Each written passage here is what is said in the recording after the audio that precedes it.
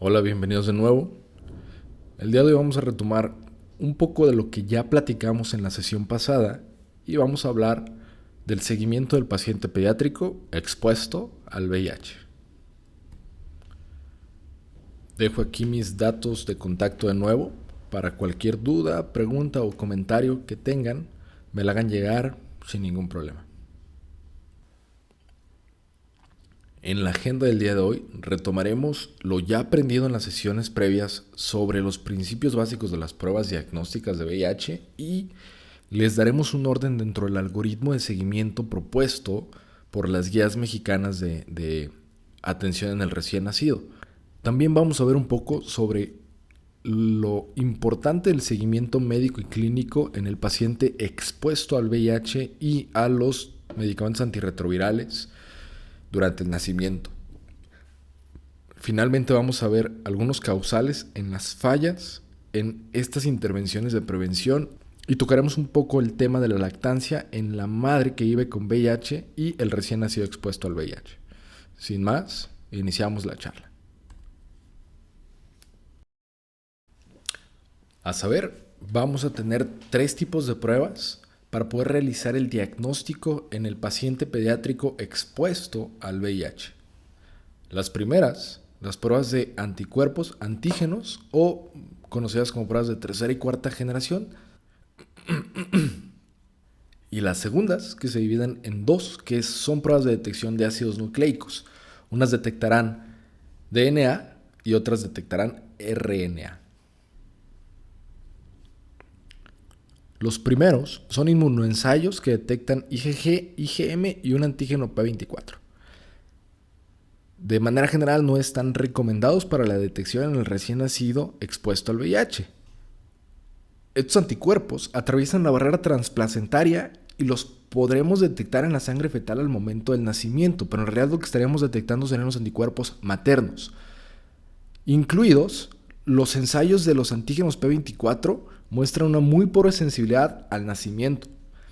La verdad es que hay algunos países con recursos muy limitados que sí los emplean después a la semana 6 del nacimiento por su mejoría en la sensibilidad, que anda rondando como el 90-92%, pero siguen representando una cantidad muy grande de falsos positivos. Eso sí, siguen teniendo un lugar muy importante en el algoritmo de seguimiento y son los que representan el último eslabón para poder nosotros dar de alta a un paciente que se encuentra en seguimiento. Y su empleo recomendado ronda entre los 12, 18 o incluso 24 meses. Hay algunos estudios que demuestran la seroreversión, esto es, la negativización de las pruebas serológicas que previamente habían estado positivas con un promedio de tiempo de 13.9 meses. Sí hay algunos presentadores tardíos o algunos serorevertores tardíos que pueden todavía tener pruebas de anticuerpos de la madre positivas hasta los 18, incluso 24 meses. Entonces hay que tener muy en cuenta esto al momento de hacer el análisis específico del algoritmo. Otra cosa bien importante es que hay algunos factores que pueden modificar la presencia o ausencia de estos anticuerpos, como por ejemplo los estadios avanzados de infección de la madre y el uso antirretroviral en el paciente pediátrico. Y haciendo un énfasis en esto último, hay un estudio en el 2015 que demostró que tras confirmar el diagnóstico de VIH en el recién nacido e iniciar el tratamiento de manera muy temprana, es decir, en las primeras 12 semanas tras el nacimiento, hasta 52% de los niños presentaban seronegatividad de estas pruebas de inmunoensayo tras 2 años del tratamiento. Pero ojo, eso no significa que se hayan curado. Entonces, hay que interpretar los estudios dependiendo del contexto clínico de cada caso. Ahora un repaso de ciencias básicas. Hay que recordar que el virus del RNA sufre una retrotranscripción del material genético en el citoplasma de la célula. Este RNA pasa a ser DNA. La PCR detecta el DNA proviral dentro de las células mononucleares de la sangre periférica del recién nacido. Entonces, como ya han aprendido en capacitaciones previas, el PCR de DNA es una prueba cualitativa que sirve para el propósito de diagnóstico. La sensibilidad varía bastante según la edad del recién nacido, teniendo al nacimiento entre 20 y 55%, luego reportándose a 90% a las 4 semanas y finalmente a un 100% después de los 3 a 6 meses. La especificidad tiene rangos cercanos casi al 100%, incluso desde el nacimiento. Ahora hay que ser muy estrictos con la evidencia clínica que genera las políticas públicas nacionales o incluso estatales. La mejor evidencia disponible dicta la construcción de estos algoritmos de seguimiento. Y pues existen aportaciones muy valiosas de muchísimos estudios clínicos, como por ejemplo el de la Corte Sudafricana, que evaluó a más de 1.600 niños con profilaxis y determinó los mejores momentos para realizar una PCR para DNA para el diagnóstico, obteniendo como resultados que al nacimiento, alrededor de las 4 o 6 semanas, aquí le pongo un asterisco, y a los 3 a 6 meses obtenían la mayor rentabilidad de diagnóstico. El asterisco va como encaminado a que las guías y los algoritmos internacionales recomiendan recorrer esta prueba un poquito, hacia las 6 a 8 semanas, y ahorita vamos a ver el racional de por qué. En general, en esta corte hubo 140 casos de transmisión vertical. De esos, 66% tuvieron una infección in útero. Eso era una prueba de PCR positiva al momento del nacimiento.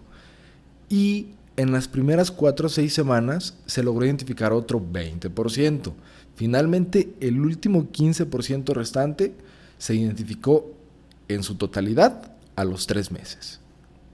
Entonces, al final, a través de estudios robustos observacionales, podemos traspolar esos resultados hacia prácticas de atención. Ahora, una de las desventajas que podemos encontrar con esta prueba cualitativa es que puede haber reportes de resultados indeterminados. Por ejemplo, con el uso activo de la terapia antirretroviral, la cantidad de muestras al nacimiento de los bebés indeterminadas ha aumentado. Incluso hay estudios que reportan que hasta el 25% de las transmisiones de VIH in útero arrojan primero un resultado indeterminado en esta PCR cualitativa. Esto se asocia a diagnósticos tardíos con, obviamente, inicios de tratamiento más tardíos. Entonces, esto puede reforzar un poquito el uso de el RT-PCR cualitativo para RNA, como vamos a ver ahorita, dentro del algoritmo y el seguimiento con anticuerpos después de los 12 a 18 meses. Ahora, ¿qué es este ensayo de RNA del que platicábamos? En general es una prueba que detecta el RNA extracelular viral circulante en plasma. La sensibilidad es muy similar a la de la detección de DNA, con reportes de 25 a 58% al momento del nacimiento, a las 4 semanas un 80% y a los 2 a 3 meses entre 90 y 100%. Virtualmente después de los 3 meses a 6 meses, igual que el DNA, la sensibilidad sube a 100%. Entonces, esta es una prueba que cumple con una doble función, en donde puede ser utilizada como un confirmatorio en aquellos niños que tienen una prueba de DNA cualitativa positiva al momento del nacimiento y en ese cumple un rol de diagnóstico. Pero de forma general es la prueba estándar que utilizamos para monitorear la respuesta al tratamiento en los pacientes que ya viven con VIH. Entonces, básicamente es una prueba de seguimiento que puede cumplir con doble función. Algo bien importante también es que es afectado por el tratamiento antenatal de la madre y la profilaxis del recién nacido.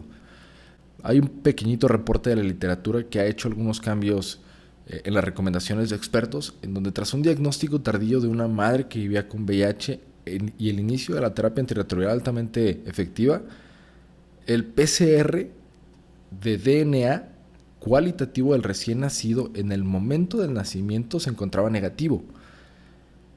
Luego se le da profilaxis al niño y se repite el PCR al momento del fin de la profilaxis. Ese también estaba negativo.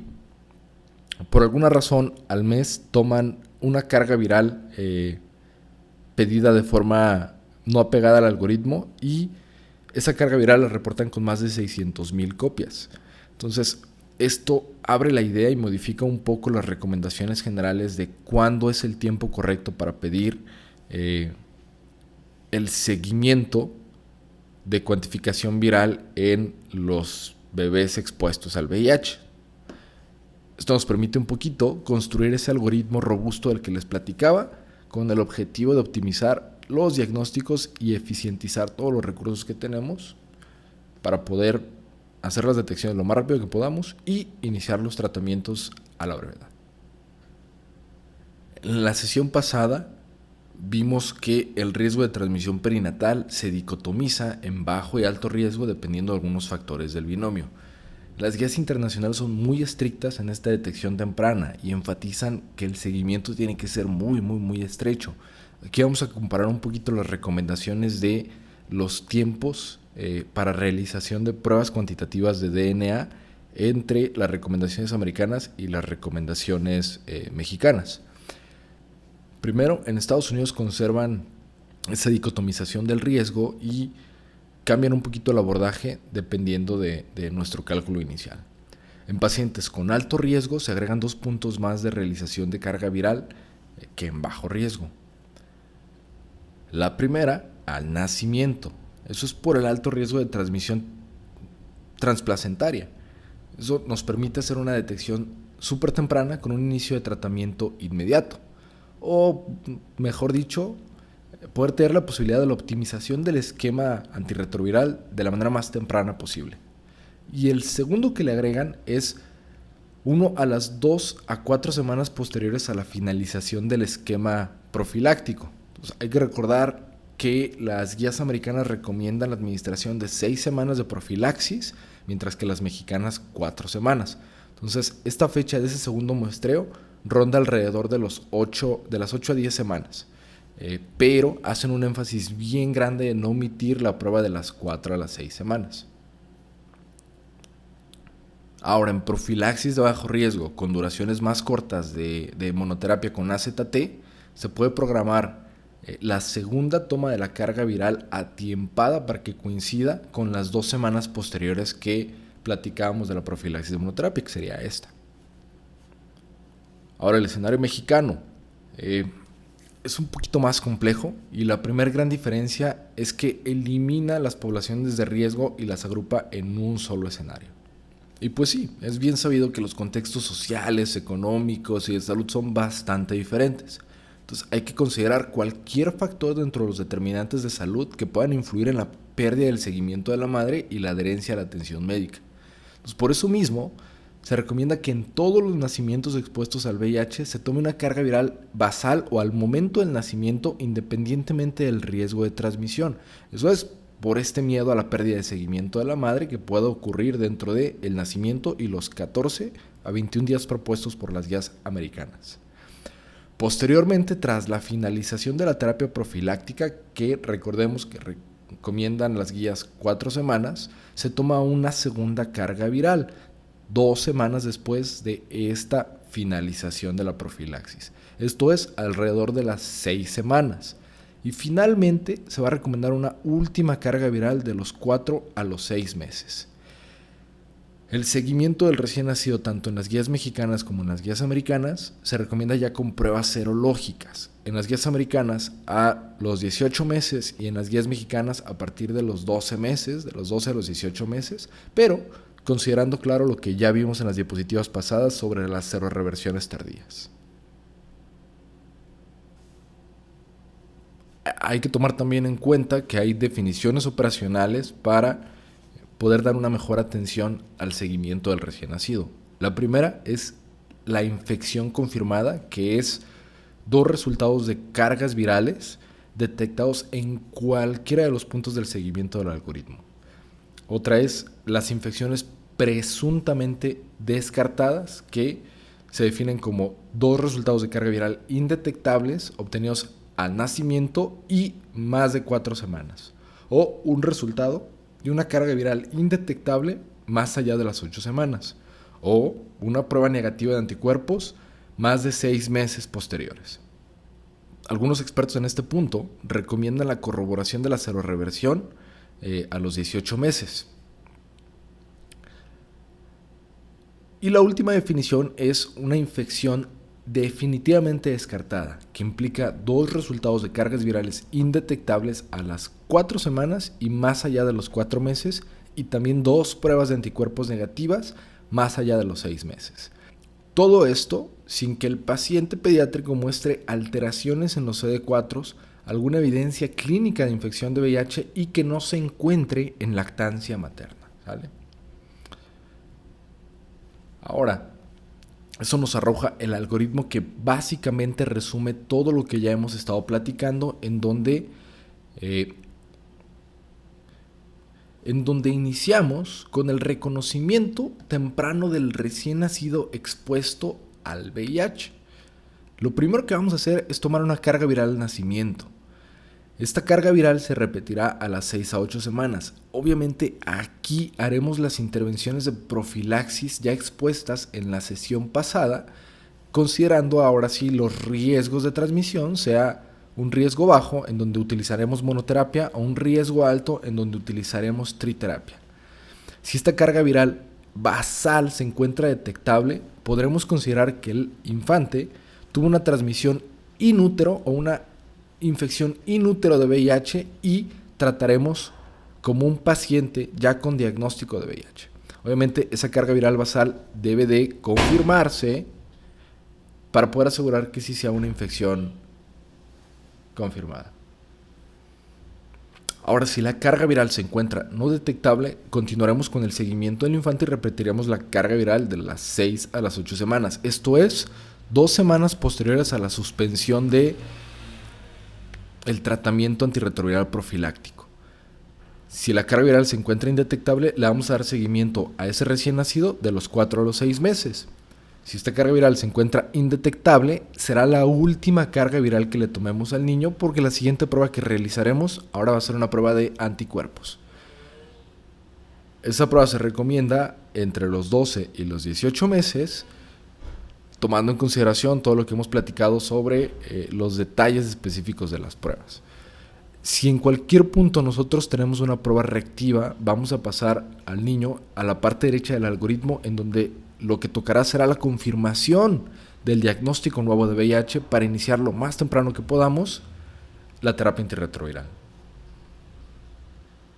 Ahora tenemos que ser muy estrictos con el seguimiento clínico de los niños expuestos a VIH o que se encuentran con terapia profiláctica.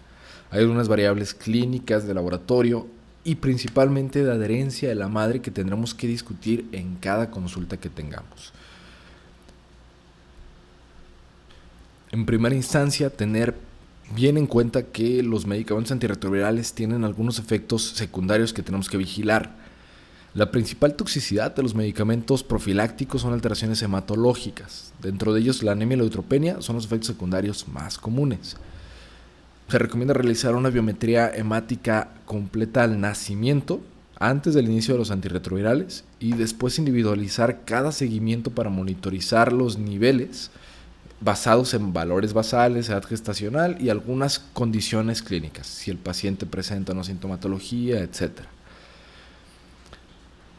Ahora, algunas de las intervenciones que hemos mencionado en las sesiones pasadas, como por ejemplo reducir el tiempo de monoterapia de AZT de 6 semanas a 4 semanas en recién nacidos que tienen bajo riesgo de transmisión vertical, ayuda a reducir los índices de anemia. Pero, como también mencionamos en esa capacitación, el uso de monoterapia versus triterapia no parece tener asociaciones estadísticamente significativas respecto a los efectos secundarios graves como anemia y neutropenia grado 3 o 4. Aunque es importante saber que no solamente tenemos que vigilar las toxicidades reportadas por los medicamentos profilácticos en el recién nacido, sino que también tenemos que monitorizar los efectos que pudieron tener el inicio de las terapias antirretrovirales muy robustas con la madre gestante. Por ejemplo, se han visto tasas de anemias más elevadas y neutropenia también en recién nacidos de mujeres que recibieron antirretrovirales durante el embarazo. Siguen siendo porcentajes muy bajos, 13 y 12% respectivamente, pero hay que tener eso en cuenta para la monitorización. Al final, la decisión de suspender la profilaxis tiene que tomarse de manera individual y tiene que considerar la extensión de estas alteraciones que estamos observando y la presencia de síntomas o ausencia de síntomas, así como la duración de los antirretrovirales que ha recibido el infante y que tengan que ver con el riesgo de exposición al VIH. Ahora, otro efecto también importante es la hiperbilirrubinemia.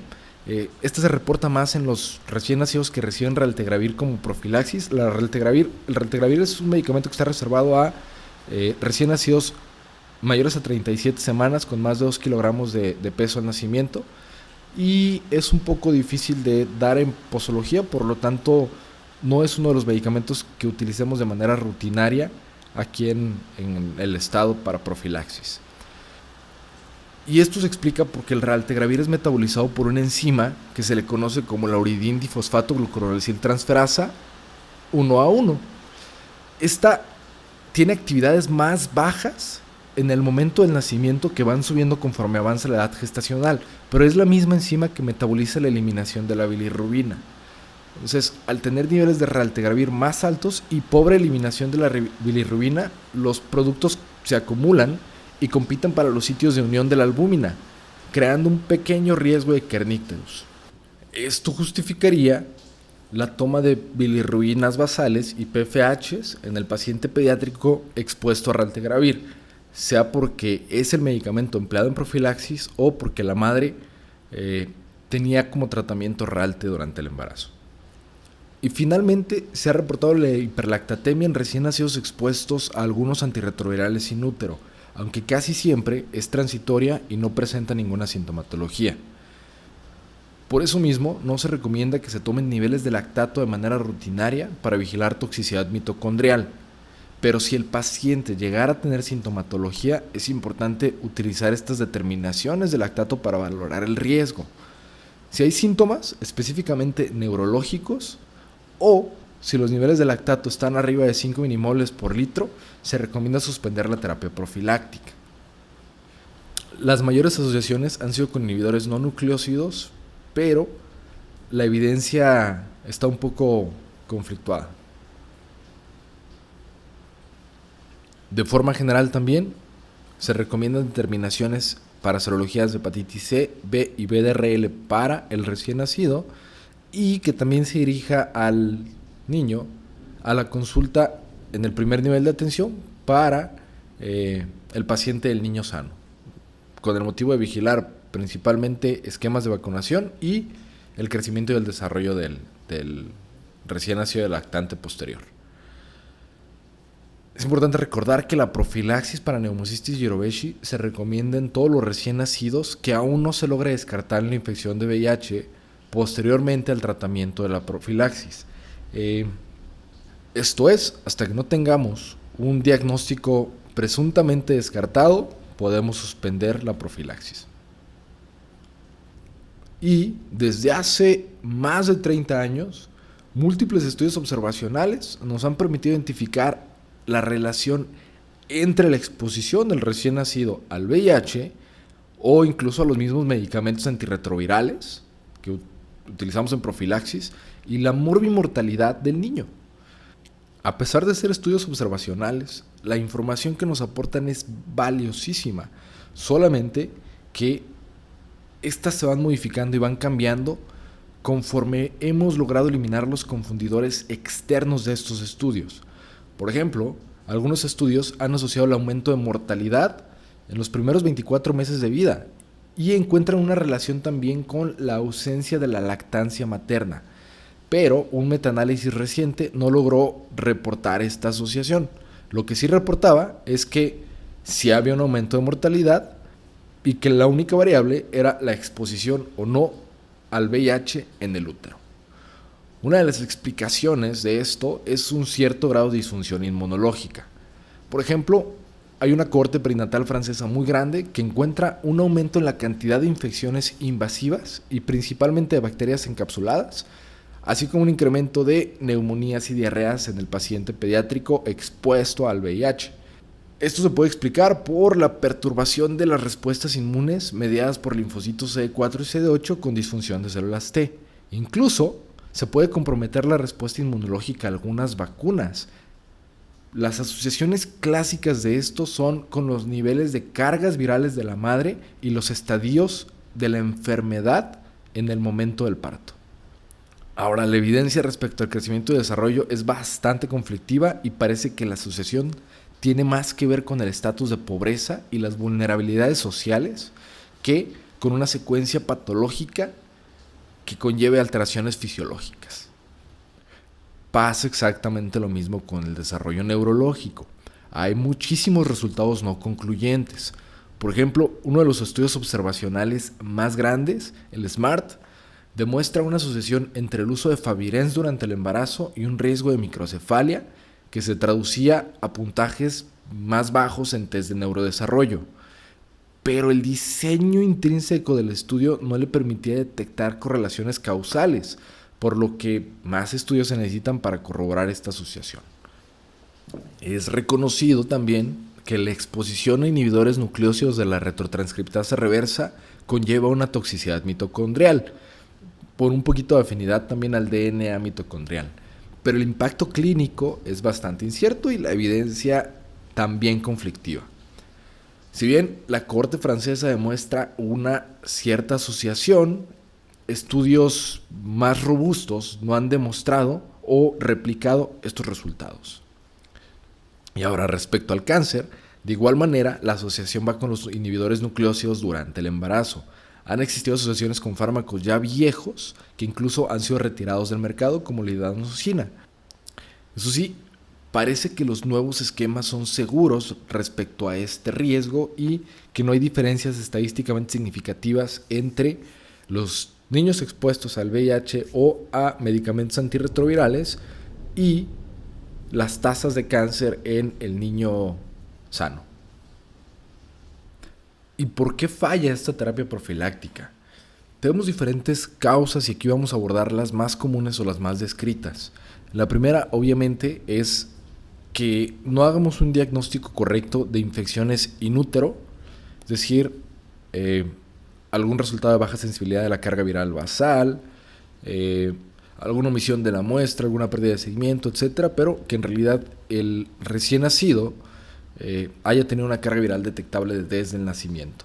Evidentemente, la terapia profiláctica no funcionaría en ese caso y tendría que reconvertirse a una terapia antirretroviral ya para un diagnóstico confirmado de VIH. Otra es que existe una adherencia pobre o inadecuada de la madre con el recién nacido o las dosificaciones del recién nacido, sea porque haya dificultad en el entendimiento de la dosificación, porque haya necesidades específicas de la madre que no se puedan sobrellevar, como por ejemplo seguridad laboral, seguridad económica, etcétera, o porque haya per se una pérdida de seguimiento del binomio. Que esto es otra de las causales de falla de la profilaxis. Otra es que existan resistencias farmacológicas que no fueron detectadas con la madre y que el medicamento antirretroviral no sea efectivo en el paciente pediátrico.